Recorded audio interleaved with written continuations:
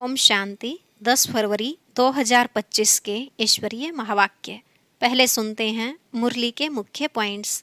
बाबा ने कहा, अभी तुम बच्चों को देवता बनने की एक अद्वैत मत मिलती है जो बाप ही देते हैं। तुम हो माशूक के सच्चे आशिक। तुम्हारे सिवाय बाप के साथ और कोई की प्रीत नहीं है। जो बाप के मददगार बन खूब सर्विस करते हैं उन्हों की ही माला बनती है। भले तुम बच्चे अभी युद्ध के मैदान पर हो, परंतु हो डबल अहिंसक। सबसे बड़ी हिंसा है काम कटारी चलाना। फिर बाबा ने कहा, आत्मा जब पवित्र सोना बने तभी उसमें धारणा अच्छी हो सकती है। इसलिए सिर्फ यह एक अंतिम जन्म पवित्र बनो और यथार्थ रीति मुझे याद करो। जितना पढ़ते और पढ़ाते रहेंगे उतना ही बहुत खुशी में रहेंगे। अगर पढ़ाई पर ध्यान नहीं देंगे तो इम्तिहान में नापास हो जाएंगे। लास्ट में बाबा ने कहा, यह अंतिम जन्म फॉर माई सेक, मेरे सदके ग्रस्त व्यवहार में रहते पवित्र बनकर दिखाओ। बाप तुम बच्चों से पवित्रता की भीख मांगते हैं। अगर विकार में गिरे तो यह सारा ज्ञान भूल जाएंगे। पतित कोई को ज्ञान सुना नहीं सकता। अब सुनते हैं महावाक्यों को विस्तार से। बाबा ने कहा, मीठे बच्चे, तुम्हें बाप द्वारा जो अद्वैत मत मिल रही है उस मत पर चलकर कलयुगी मनुष्यों को सतयुगी देवता बनाने का श्रेष्ठ कर्तव्य करना है। प्रश्न, सभी मनुष्य मात्र दुखी क्यों बने हैं? उसका मूल कारण क्या है? उत्तर, रावण ने सभी को श्रापित कर दिया है, इसलिए सभी दुखी बने हैं। बाप वर्षा देता, रावण श्राप देता। यह भी दुनिया नहीं जानती। बाप ने वर्षा दिया तब तो भारतवासी इतने सुखी, स्वर्ग के मालिक बने, पूज्य बने। श्रापित होने से पुजारी बन जाते हैं। ओम शांति। बच्चे यहाँ मधुबन में आते हैं बाप दादा के पास। हॉल में जब आते हो देखते हो पहले बहन भाई बैठते हैं, फिर पीछे देखते हो बाप दादा आया हुआ है तो बाप की याद आती है। तुम हो प्रजापिता ब्रह्मा के बच्चे, ब्राह्मण और ब्राह्मणियाँ। वह ब्राह्मण तो ब्रह्मा बाप को जानते ही नहीं हैं। तुम बच्चे जानते हो जब बाप आते हैं तो ब्रह्मा विष्णु शंकर भी जरूर चाहिए। कहते ही हैं त्रिमूर्ति शिव भगवानुवाच। अब तीनों द्वारा तो नहीं बोलेंगे ना। यह बातें अच्छी रीति बुद्धि में धारण करनी है। बेहद के बाप से जरूर स्वर्ग का वर्षा मिलता है। इसलिए सभी भक्त भगवान से क्या चाहते हैं? जीवन मुक्ति। अभी है जीवन बंद। सभी बाप को याद करते हैं कि आकर इस बंधन से मुक्त करो। अभी तुम बच्चे ही जानते हो कि बाबा आया हुआ है। कल्प कल्प बाप आते हैं, पुकारते भी हैं तुम मात पिता, परंतु इसका अर्थ तो कोई भी नहीं समझते। निराकार बाप के लिए समझ लेते हैं, गाते हैं, परंतु मिलता कुछ भी नहीं है। अभी तुम बच्चों को उनसे वर्षा मिलता है, फिर कल्प बाद मिलेगा। बच्चे जानते हैं बाप आधा कल्प के लिए आकर वर्षा देते हैं और रावण फिर श्राप देते हैं। यह भी दुनिया नहीं जानती कि हम सभी श्रापित हैं। रावण का श्राप लगा हुआ है, इसलिए सभी दुखी हैं। भारतवासी सुखी थे। कल इन लक्ष्मी नारायण का राज्य भारत में था। देवताओं के आगे माथा टेकते हैं, पूजा करते हैं, परंतु सतयुग कब था यह किसको पता नहीं। अब देखो लाखों वर्ष की आयु सिर्फ सतयुग की दिखा दी है, फिर त्रेता की, द्वापर कलयुग की। उस हिसाब से मनुष्य कितने ढेर हो जाएं। सिर्फ सतयुग में ही ढेर मनुष्य हो जाएं। कोई भी मनुष्य की बुद्धि में नहीं बैठता है। बाप बैठ समझाते हैं कि देखो गाया भी जाता है 33 करोड़ देवताएं होते हैं। ऐसे थोड़े ही वह कोई लाखों वर्ष में हो सकते हैं। तो यह भी मनुष्यों को समझाना पड़े। अभी तुम समझते हो कि बाबा हमको स्वच्छ बुद्धि बनाते हैं, रावण मलेच्छ बुद्धि बनाते हैं। मुख्य बात तो यह है, सतयुग में है पवित्र, यहाँ है अपवित्र। यह भी किसको पता नहीं है कि राम राज्य कब से कब तक, रावण राज्य कब से कब तक होता है। समझते हैं यहाँ ही राम राज्य भी है, रावण राज्य भी है। अनेक मत मतांतर है ना। जितने हैं मनुष्य उतनी है मतें। अभी यहाँ तुम बच्चों को एक अद्वैत मत मिलती है जो बाप ही देते हैं। तुम अभी ब्रह्मा द्वारा देवता बन रहे हो। देवताओं की महिमा गाई जाती है। सर्वगुण संपन्न, 16 कला संपूर्ण हैं तो वह भी मनुष्य। मनुष्य की महिमा गाते हैं। क्यों? जरूर फर्क होगा ना। अभी तुम बच्चे भी नंबरवार पुरुषार्थ अनुसार मनुष्य को देवता बनाने का कर्तव्य सीखते हो। कलयुगी मनुष्य को तुम सतयुगी देवता बनाते हो, अर्थात शांति धाम, ब्रह्मांड का और विश्व का मालिक बनाते हो। यह तो शांति धाम नहीं है ना। यहाँ तो कर्म जरूर करना पड़े। वह है स्वीट साइलेंस होम। अभी तुम समझते हो हम आत्माएं स्वीट होम ब्रह्मांड के मालिक हैं। वहाँ दुख सुख से न्यारे रहते हैं। फिर सतयुग में विश्व के मालिक बनते हैं। अभी तुम बच्चे लायक बन रहे हो। एम ऑब्जेक्ट एक्यूरेट सामने खड़ी है। तुम बच्चे हो योग बल वाले, वह हैं बाहुबल वाले। तुम भी हो युद्ध के मैदान पर, परंतु तुम हो डबल अहिंसक। वह है हिंसक। हिंसा काम कटारी को कहा जाता है। सन्यासी भी समझते हैं यह हिंसा है, इसलिए पवित्र बनते हैं। परंतु तुम्हारे सिवाय बाप के साथ प्रीत कोई की है नहीं। आशिक माशुक की प्रीत होती है ना। वह आशिक माशुक तो एक जन्म के गाए जाते हैं। तुम सभी हो मुझ माशुक के आशिक। भक्ति मार्ग में मुझ एक माशूक को याद करते आए हो। अब मैं कहता हूँ यह अंतिम जन्म सिर्फ पवित्र बनो और यथार्थ रीति याद करो, तो फिर याद करने से ही तुम छूट जाएंगे। सतयुग में याद करने की दरकार ही नहीं रहेगी। दुख में सिमरण सब करते हैं। यह है नर्क। इनको स्वर्ग तो नहीं कहेंगे ना। बड़े आदमी जो धनवान हैं वह समझते हैं हमारे लिए तो यहाँ ही स्वर्ग है। विमान आदि सब कुछ वैभव हैं। कितना अंधश्रद्धा में रहते हैं। गाते भी हैं तुम मात पिता, परंतु समझते कुछ नहीं। कौन से सुख घनेरे मिले यह कोई भी नहीं जानते हैं। बोलती तो आत्मा है ना। तुम आत्माएं समझती हो हमको सुख घनेरे मिलने हैं। उसका नाम ही है स्वर्ग, सुख धाम। स्वर्ग सभी को बहुत मीठा भी लगता है। तुम अभी जानते हो स्वर्ग में हीरे ज्वारों के कितने महल थे। भक्ति मार्ग में भी कितना अनगिनत धन था जो सोमनाथ का मंदिर बनाया है। एक एक चित्र लाखों की कीमत वाले थे। वह सब कहाँ चले गए? कितना लूट कर ले गए। मुसलमानों ने जाए मस्जिद आदि में लगाया। इतना अथाह धन था।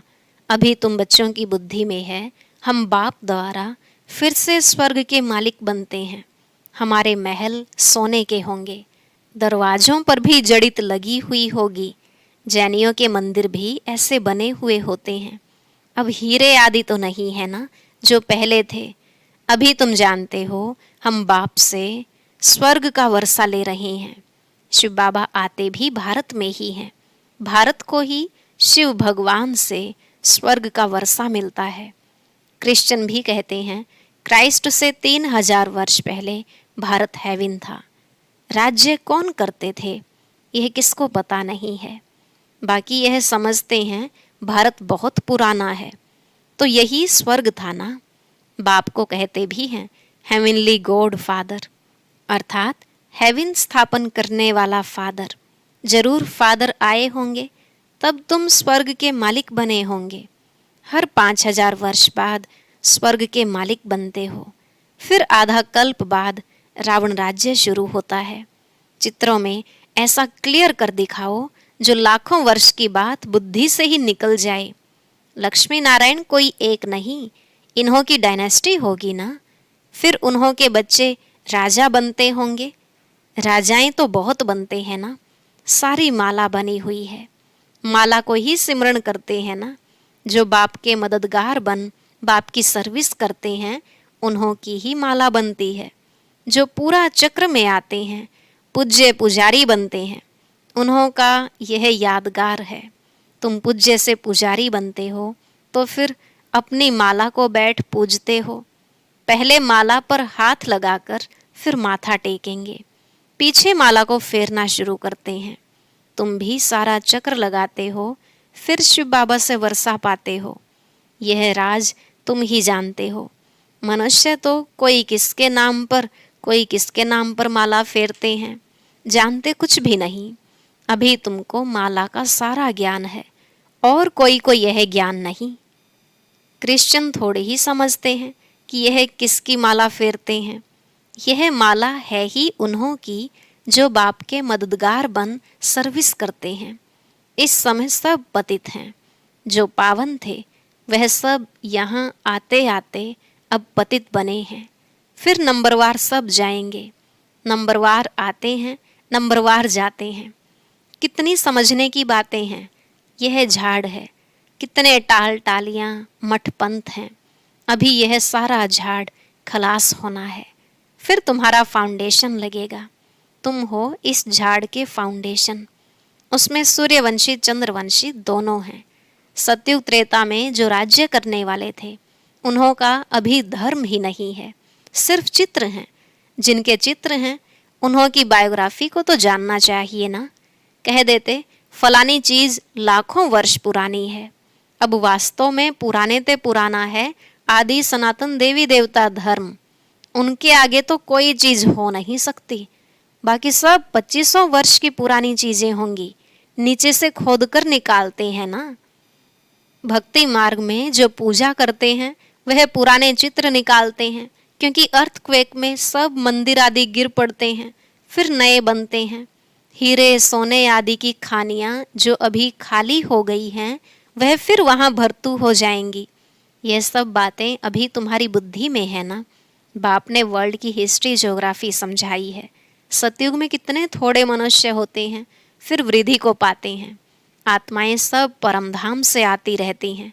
आते आते झाड़ बढ़ता है। फिर जब झाड़ जर्जरीभूत अवस्था को पाता है तो कहा जाता है राम गयो रावण गयो, जिनका बहु परिवार है। अनेक धर्म है ना। हमारा परिवार कितना छोटा है। यह सिर्फ ब्राह्मणों का ही परिवार है। वह कितने अनेक धर्म हैं, जनसंख्या बतलाते हैं ना। वह सब हैं रावण संप्रदाय। यह सब जाएंगे, बाकी थोड़े ही रहेंगे। रावण संप्रदाय फिर स्वर्ग में नहीं आएंगे, सब मुक्तिधाम में ही रहेंगे। बाकी तुम जो पढ़ते हो वह नंबरवार आएंगे स्वर्ग में। अभी तुम बच्चों ने समझा है कैसे वह निराकारी झाड़ है। यह मनुष्य सृष्टि का झाड़ है। यह तुम्हारी बुद्धि में है। पढ़ाई पर ध्यान नहीं देंगे तो इम्तिहान में नापास हो जाएंगे। पढ़ते और पढ़ाते रहेंगे तो खुशी भी रहेगी। अगर विकार में गिरा तो बाकी यह सब भूल जाएगा। आत्मा जब पवित्र सोना हो तब उसमें धारणा अच्छी हो। सोने का बर्तन होता है पवित्र गोल्डन। अगर कोई पतित बना तो ज्ञान सुना नहीं सकता। अभी तुम सामने बैठे हो, जानते हो गॉड फादर शिव बाबा हम आत्माओं को पढ़ा रहे हैं। हम आत्माएं इन ऑर्गन्स द्वारा सुन रही हैं। पढ़ाने वाला बाप है। ऐसी पाठशाला सारी दुनिया में कहाँ होगी। वह गॉड फादर है, टीचर भी है, सतगुरु भी है। सबको वापस ले जाएंगे। अभी तुम बाप के सम्मुख बैठे हो। सम्मुख मुरली सुनने में कितना फर्क है। जैसे यह टेप मशीन निकली है, सबके पास एक दिन आ जाएगी। बच्चों के सुख के लिए बाप ऐसी चीज़ें बनवाते हैं, कोई बड़ी बात नहीं है ना। यह सांवल शाह है ना, पहले गोरा था अभी सांवरा बना है। तब तो श्याम सुंदर कहते हैं। तुम जानते हो हम सुंदर थे, अब श्याम बने हैं, फिर सुंदर बनेंगे। सिर्फ एक क्यों बनेगा? एक को सर्प ने डसा क्या? सर्प तो माया को कहा जाता है ना। विकार में जाने से सांवरा बन जाते हैं। कितनी समझने की बातें हैं। बेहद का बाप कहते हैं ग्रस्त व्यवहार में रहते यह अंतिम जन्म फॉर माई सेक, मेरे सदके पवित्र बनो। बच्चों से यह भीख मांगते हैं, कमल फूल समान पवित्र बनो और मुझे याद करो, तो यह जन्म भी पवित्र बनेंगे और याद में रहने से पास्ट के विकर्म भी विनाश होंगे। यह है योग अग्नि, जिससे जन्म जन्मांतर के पाप दग्ध होते हैं। सतो प्रधान से सतो रजो तमो में आते हैं तो कला कम हो जाती है, खाद पड़ती जाती है। अब बाप कहते हैं सिर्फ माँ में कम याद करो, बाकी पानी की नदियों में स्नान करने से थोड़े ही पावन बनेंगे। पानी भी तत्व है ना, 5 तत्व कहे जाते हैं। यह नदियाँ कैसे पतित पावनी हो सकती हैं? नदियाँ तो सागर से निकलती हैं, पहले तो सागर पतित पावन होना चाहिए ना। अच्छा, मीठे मीठे सिकिलधे बच्चों प्रति माता पिता बाप दादा का याद प्यार और गुड मॉर्निंग। रूहानी बाप की रूहानी बच्चों को नमस्ते। रूहानी बच्चों की रूहानी बाप दादा को नमस्ते नमस्ते, गुड मॉर्निंग, शुक्रिया बाबा, शुक्रिया। धारणा के लिए मुख्य सार। पहला पॉइंट, विजयमाला में आने के लिए बाप का मददगार बन सर्विस करनी है। एक माशूक के साथ सच्ची प्रीत रखनी है, एक को ही याद करना है। दूसरा, अपनी एक्यूरेट एम ऑब्जेक्ट को सामने रख पूरा पुरुषार्थ करना है। डबल अहिंसक बन मनुष्य को देवता बनाने का श्रेष्ठ कर्तव्य करते रहना है। आज का वरदान, विजयीपन के नशे द्वारा सदा हर्षित रहने वाले सर्व आकर्षणों से मुक्त भव। विजयीपन के नशे द्वारा सदा हर्षित रहने वाले सर्व आकर्षणों से मुक्त भव। बाबा ने कहा, विजयी रत्नों का यादगार बाप के गले का हार आज तक पूजा जाता है, तो सदा यही नशा रहे कि हम बाबा के गले का हार विजयी रत्न हैं। हम विश्व के मालिक के बालक हैं। हमें जो मिला है वह किसी को भी मिल नहीं सकता। यह नशा और खुशी स्थायी रहे तो किसी भी प्रकार की आकर्षण से परे रहेंगे। जो सदा विजयी हैं वो सदा हर्षित हैं, एक बाप की याद के ही आकर्षण में आकर्षित हैं। स्लोगन, एक के अंत में खो जाना अर्थात एकांतवासी बनना। एक के अंत में खो जाना अर्थात एकांतवासी बनना। ओम शांति। अब आज का अव्यक्त इशारा और ज्ञान मोती भी अवश्य सुने।